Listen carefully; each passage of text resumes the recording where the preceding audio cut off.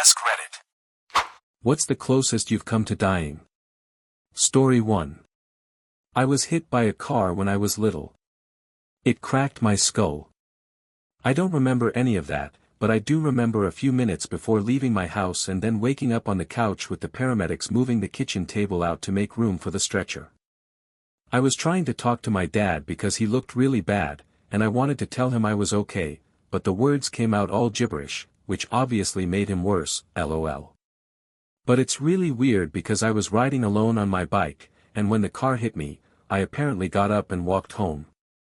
It's weird to have a piece of lost time. I was clearly in shock. I was in the hospital for a few weeks, but everything was fine. Then I almost bled to death both times I gave birth, so that was fun. Story 2. When I was 5 years old, my family and their friends went boating. We found a nice shady spot under a cliff, and in a freak accident, a huge rock fell on top of me and another 5-year-old girl. The rock was so big and heavy that 4 grown men tried to push it off us, and it wouldn't budge, so they had to dig us out. By the time they got us out, the other girl had sadly already passed away from the head trauma. I somehow only broke my arm and had a concussion. Now in my 30s, this has led to a lot of jokes about how stubborn I am. Story 3. It's no joke when they say peanut butter is dangerous to give to small children because they can choke. I was eating a spoonful as a kid, and I remember it getting stuck in my throat and I couldn't breathe. I was choking trying to cough it up. No one in my family heard or noticed. I just remember coughing and coughing trying to get it out, then feeling weaker and collapsing to the floor, and then I started going black.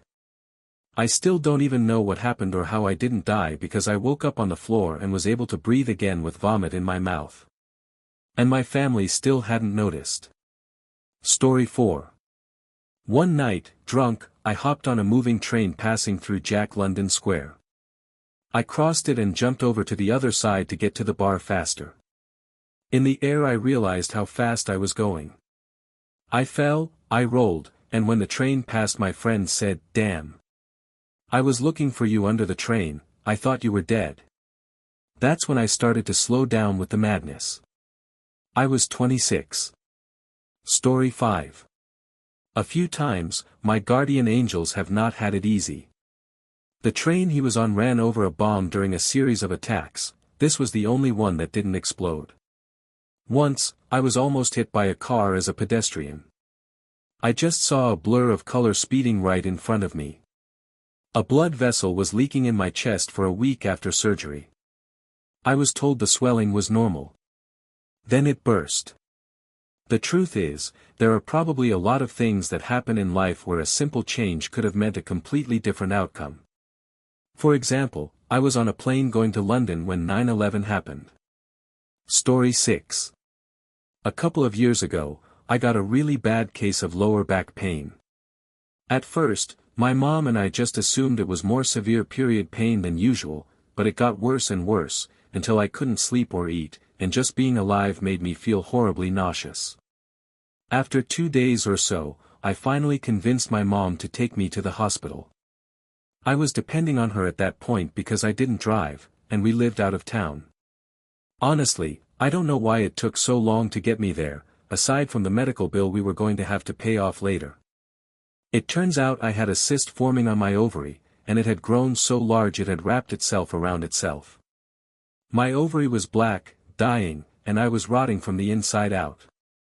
The doctors told me before the surgery that I was hours away from dying, not a very comforting thought to have put in your head before having surgery to remove it.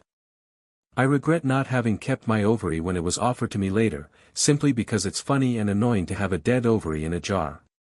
But the powerful photos they showed me afterward were enough to make me want to forget it ever happened. My gynecologist at the time suggested I send the photos as Christmas cards. Story 7. I was fishing on a small boat in San Francisco Bay when I was a teenager. I was with my friend and his dad. It was late in the day, and we decided to head back before sunset. The sea was getting a little rough. As we headed into the channel toward the San Leandro Marina, a big wave hit us and we flipped. We swam back to the boat, which was upside down. Luckily, it only sank about a foot. The anchor came loose, thank goodness, and kept us from drifting away. The sun was just beginning to set as we stood there, frozen, unseen. I'm not going to lie, I was scared and losing hope. We'd been in the water for almost an hour when a sailboat came down the canal and passed close by. We were screaming at the top of our lungs. Thank God they saw or heard us. They couldn't get close enough to rescue us. I think we were just outside the canal, in shallower water. They notified the harbor master and the Coast Guard, who arrived and pulled us out of the water. It took me a long time to get back on a boat. Story 8. I went to the hospital with a headache, and they found a brain abscess, so I had emergency brain surgery and 2 months of 4 antibiotics to clear the infection. I lost some of my vision, but it mostly came back. I needed 2 more surgeries on my lung where I had an AVM, which is where the infection got into my brain, so they had to do a coil. I was a healthy 31-year-old planning a wedding. That was probably the closest I ever got. I scared a lot of people. They thought it might be a brain tumor before they cut me open. I have a nice scar as a reminder. Story 9. I fell into a pool and almost drowned. There were no lifeguards because it was the 80s. I was almost on board the Herald of Free Enterprise, the ferry that sank leaving the port of Zeebrugge, and many people drowned. There was a house fire that started late at night when everyone was asleep, no fire alarms. Again, the 80s, my dad woke up smelling smoke and found the fire just in time. I tripped and fell on some broken glass, cutting my leg very close to the vital arteries down there. Keep in mind that all this was in about 3 years. Since then, life has calmed down a lot, and the closest I've come is once slipping and losing my footing in the Lake District and bouncing about 30 feet down a mountain before coming to a stop with my back against a rock at the side of a cliff. I checked that everything was in place and that nothing was broken, and proceeded much more carefully. Story 10. On January 5th of this year, a truck ran a red light and hit the side of my motorcycle. I ended up losing my right foot and almost half of my tibia and fibula. Shattered bones. Open femur fracture, ruptured aorta, 3 fractured ribs. I needed 10 blood transfusions, crashed twice, and was on the verge of death for several hours. Story 11. My appendix burst, and the infection spread throughout my body really fast. I had a fever of 105 and felt like I was dying. Plus, I was pregnant at the time, so I already felt like shit. I had emergency surgery, and I spent the next 2 weeks in the hospital. My brother did too. Well, not the pregnancy thing. He went to the doctor for stomach pain, and they told him he was fine. Then a week later, he was out and about, telling me he felt a pop and had to crawl into a store. They called an ambulance, and the doctor was cool with it until, I guess, they got some test results, and it was like, oh, shit, you need surgery right now. He was in the hospital for over a month because the burst appendix basically infected his entire insides. He lost like 20 pounds in that time, best diet ever, he told me. Story 12. Heatstroke in an attic in July. I woke up in the passenger seat of the work truck shirtless, with my boss rushing me to the ER. Apparently, there were a few minutes before that when I was awake and talking to people. I don't remember anything. I used to work as a cable technician, and we did a lot of work in attics. Once the temperature reached a certain temperature, we could refuse to enter an attic and reschedule for a cooler day. I always took a cold drink up to the attic and a towel to wipe off my sweat. I worked slowly with frequent breaks. It's very easy to overheat in an attic, people don't realize how hot it gets up there. Story 13. Before birth, my twin and I experienced several health problems in utero, so much so that the doctor recommended an abortion. My parents said no. We were born 7 weeks premature, weighing 3 pounds, me, and 4 pounds, her. I spent at least a month in the NICU, while she died a week after birth. Story 14. I was miscarrying at 12 weeks, and the ER doctor sent me home and told me to use Advil and a heating pad. I told them something was seriously wrong, that I didn't feel safe going home, and they called a psychiatrist person facepalming medium light skin tone emoji modifier female sign. Later that night I had severe bleeding. They say if you soak a pad in an hour, that's bleeding and you should be seen. I would have completely saturated an overnight pad in less than 10 seconds. My husband carried me to the car and rushed me to a different ER where they were able to stop the bleeding. I remember my vision fading, and I lost all my strength, and just collapsed. The nurse screamed for help, and suddenly the room was crowded. Then I don't remember anything for a while. The next morning, after I was stabilized again, the obstetrician told me that any time there is a miscarriage after 9 weeks, they should do a curettage because the risk of complications like this is very high. Story 15. I was hit by a car with full force when I was 9 years old, and I flew through the air at least 10 feet and landed on cement. I was unconscious, and my family thought I was dead. I remember waking up when the medics arrived, and I walked away with just a few scratches. Story 16. Something similar happened to me when I was 13. I was crossing the street without looking and a minivan hit me. 1 minute my friend was yelling at me to look. The next, I was looking up at the sky and feeling a blow to my hip.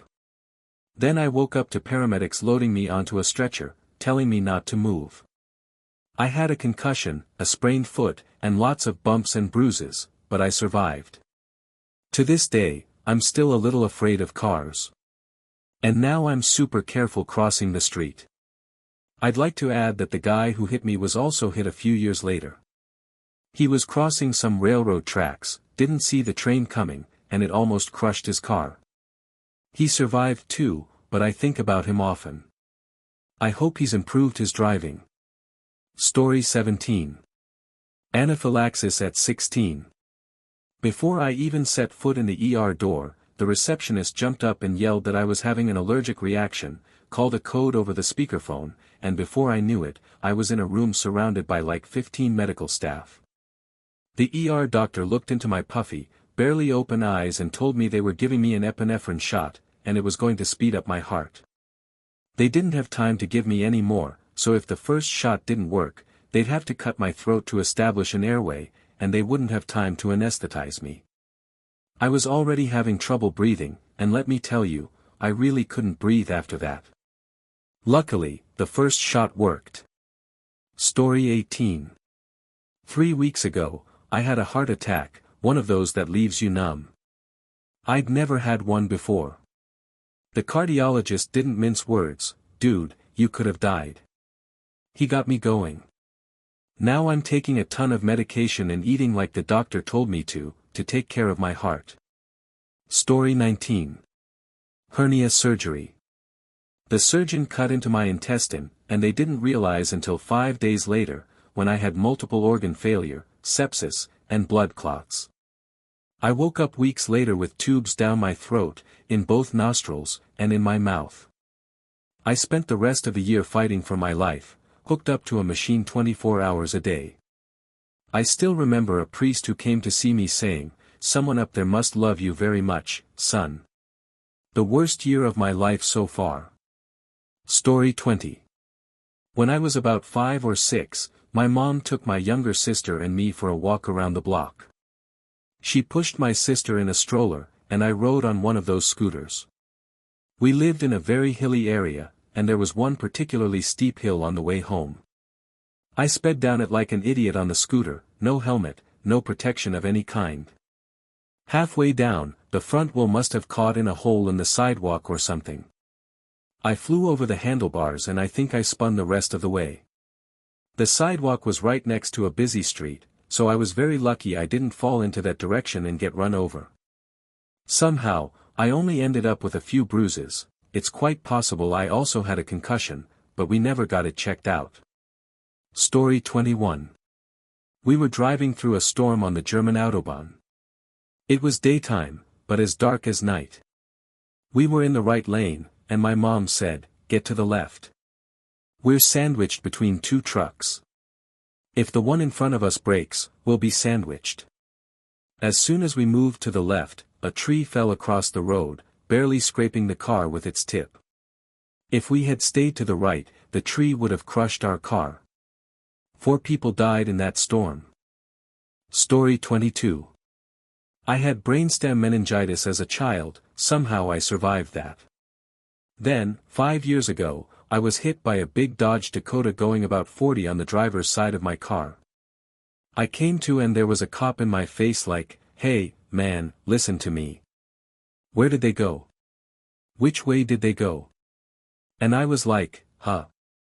I didn't even realize what happened and it slowly dawned on me, but the guy who hit me was already gone. Apparently all I got was a bruise on my sternum and my whole body hurt like hell the next day, but thank God I didn't break any bones. Story 23.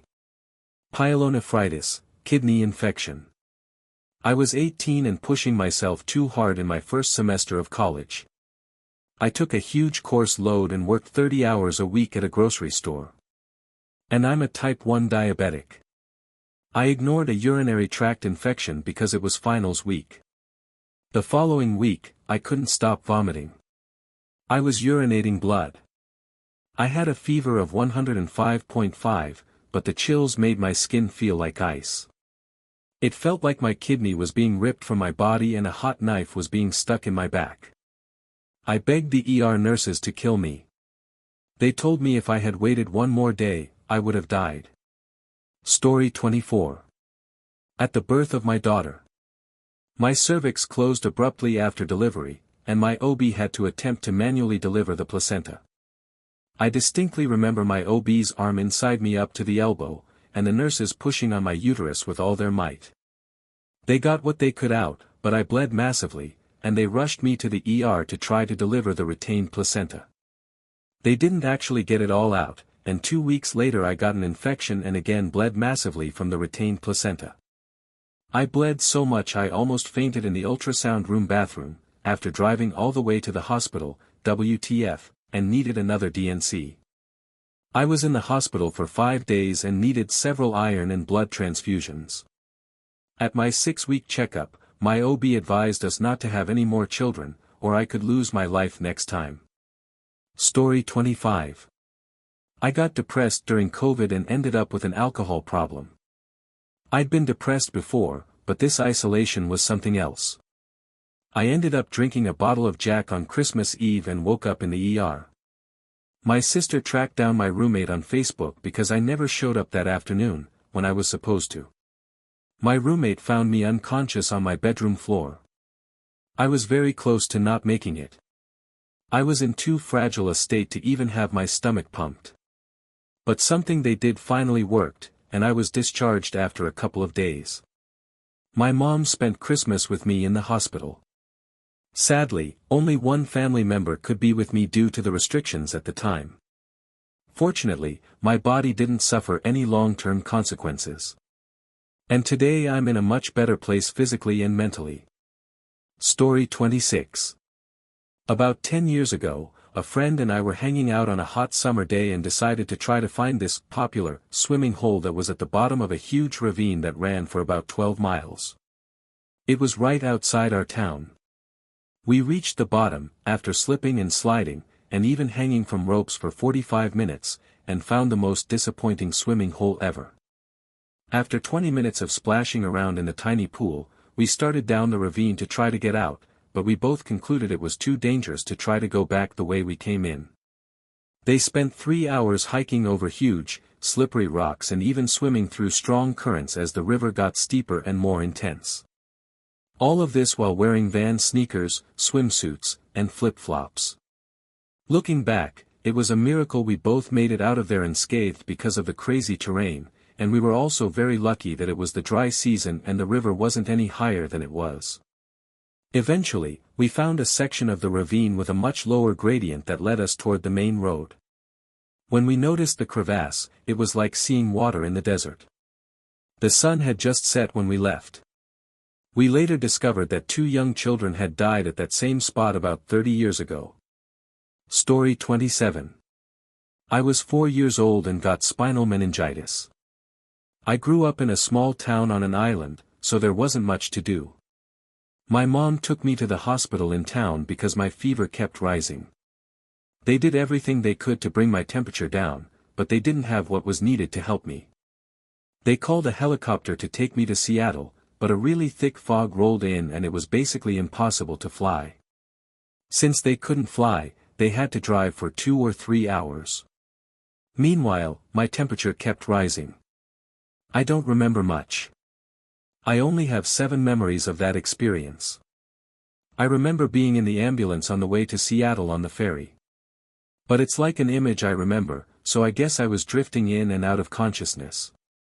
I remember fighting with the doctors, the nurses, my mom, and my dad when they were going to do a lumbar puncture.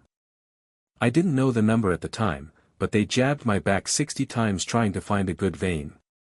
I just remember my dad, 2 nurses, and the doctor holding me down, and I was in pain while my mom cried in the corner. I remember jumping out of bed, running to the bathroom, and locking it. It was one of those doors with a lock, so they opened it with a coin, and I remember being scared and shocked that they came in. When they came in, I threw the small bathroom trash can at the doctor. A little while later, or maybe 5 minutes, I don't know, memories are weird, they'd already given me the necessary treatments to make the worst happen. And they had to start in 4, or change it, I don't know. Maybe this was before everything else, but I remember the nurses asking me, "Do you want the big needle or the small needle?" I didn't want either, but if I had to choose, I want the small needle. They pulled out the thickest needle I've ever seen. It was short, not small. I protested and asked what the big needle looked like. And it was long but thin. I remember they named my line, Rob, and it showed a drip on the screen and I asked why I was crying. I played a lot of Super Mario 64. I also watched a lot of Hamtaro. Story 28. I almost choked twice, once eating bacon and I swallowed half of it with the other half still chewing, and you know sometimes that fatty part is like a string, so I was choking on the stringy part and Mom came and pulled the whole bun out and I threw up all over it. Then when I was in the Air Force at 17, I had a bagel that was maybe 2 weeks old and it was hard, dry and flaky, and I breathed in a good flake of it and I couldn't breathe it in. I sat there not eating or breathing, getting redder and all the people at the tables around me just stared and went silent. That was around the time they invented the Heimlich maneuver, although no one in that mess hall knew about it then. Just as things were getting dark, it apparently got wet enough to stick to the side of my windpipe, and suddenly I could breathe again. Like it dissolved. Story 29. The ocean has tried to kill me twice. Once, when I was about 5 or so, I was running along the beach and a wave came and knocked me over. I hit the ground and couldn't get up before it started pulling me down with the tide. I was literally rolling with the tide until my mom's then boyfriend stopped me. The second time, I was like 12 or so. My mom's friend who was babysitting us that day decided to take us to the beach unannounced. We arrived without beach clothes or anything, so I was swimming in denim shorts and a t-shirt. I swam every summer, you couldn't get this girl out of the pool, lol, and I didn't really care, so I was like body, swimming. Surfing and riding waves toward the shore. A bigger than expected wave came out of nowhere and knocked me over. I couldn't tell which way was right, and I was pretty far out, so it was pretty deep. I chose a direction and swam with all my might until I hit the ocean floor, then pushed myself up to the surface. I made it to shore, drowning and gasping for air. My mom's friend was nowhere to be seen, so I just grabbed a root beer from the cooler and decided I was done swimming for the day. I never told my mom or her friend about that second time. I haven't swum in the ocean since, but I also moved from California to Colorado, so that probably has something to do with it, too. Try to catch me now, ocean. Story 30. My appendix burst and I didn't realize it for 3 days, then I had emergency surgery and was sent home. Then I got an infection and was back in the ER 5 days later with a fever over 100 and a heart rate over 140 at 2 a.m. I was in the hospital for 5 days while the doctors tried to figure out why my heart rate was so high and ignored my abdomen, which seems obvious after emergency abdominal surgery, until day 3 when they discovered I was borderline sepsis, which you'd think they would have seen with all the scans and tests they ran. I didn't feel normal again for almost 2 years because all of that messed up my gallbladder. The doctors kept telling me to change my diet, but they eventually removed it because it wasn't working properly, and I had a ton of internal abdominal scarring that was fixed during the gallbladder removal. Yeah, that was fun. I'm still reeling from how the medical staff handled the situation almost 6 years later. Only 2 nurses listened to me, but they didn't translate well for the doctors and specialists.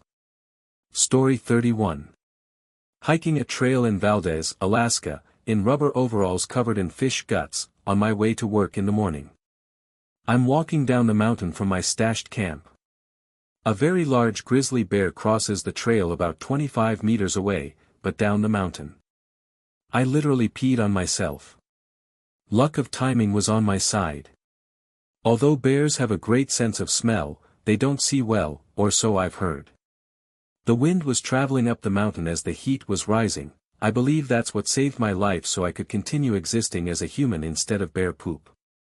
Once, while driving a taxi, I was at a red light near an intersection that was a down ramp for a major thoroughfare. I didn't realize the light had immediately turned green, so of course, someone immediately honked at me. I purposely moved forward slowly, and from the opposite side of the intersection, a semi-truck going very fast ran the red light. If I had moved forward on the green light, I wouldn't have made it. Story 32. Twice last year. The first time was when my lung collapsed and I developed a fever of 104. The doctor said it was a partial collapse, so I was fine with rest, antibiotics, and an inhaler. I took 3 weeks off work on medical leave. I spent most of it in bed because I was exhausted just from breathing. I'm pretty sure the car cleaning chemicals from work, I worked part-time as a vehicle inspector at a dealership, contributed, but there's no way to know because I wasn't around chemicals very often. The second time was during my birthday week. I was driving home from a friend's party and pulled into a parking lot overlooking the city where I used to sit before. This time there was someone there, but I didn't think anything of it because it's a quiet neighborhood and there was another car further down the lot. The first car was leaving, but it stopped at the exit of the lot and a guy approached. He asked me for a light. I told him I didn't have one, that he should ask the other car. He asked me if I knew them, and I said no. He asked me what I was doing there, and I told him the truth. He said he was sorry and then pulled out a gun and asked for my things. Ironically, I was broke, but I had my grandmother's ring on me. Without thinking much, I started the car, backed up, and, let's say, spun out of the lot. I remember about 7 shots, but I just ducked and got out as fast as I could. After about a mile, and without seeing anyone behind me, I stopped at some apartments and called the police. I finally went to the police station, and the officer inspected the damage. Most of the bullet holes were low down, like in the sills or at the bottom of the door, but there was one that went through the door handle and into the door itself. When I took the car in for repairs, the technician found the bullet still in the door and saw that if it weren't for the inner door skin, it would have hit me in the left shoulder. It left a dent on the inside of the door as it ricocheted off the inner skin and landed at the bottom of the door panel. I guess hitting the door handle and then having to drill through the outer metal layer of the door slowed it down enough that it couldn't pierce the inner plastic door panel, so that was incredibly lucky. The bullet now sits on my dresser as a reminder that my life isn't as guaranteed as I thought it was, and that I should go home immediately instead of making a fool of myself at night. Oh, I completely forgot. I've also had pneumonia twice. Both times I had a fever of 105 degrees. I have no idea why I'm so prone to respiratory illnesses.